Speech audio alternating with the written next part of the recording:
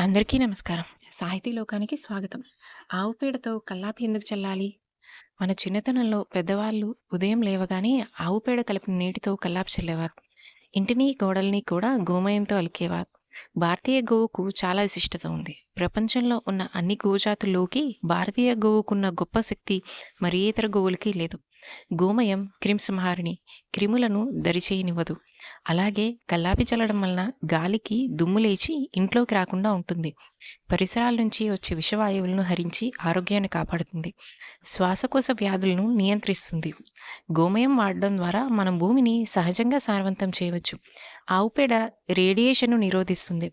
ఒక గోమయంలోనే ఇన్ని విశేషాలు ఉంటే ఇంకా ఆవు పాలలో మరెన్నో ప్రత్యేకతలు ఉన్నాయి.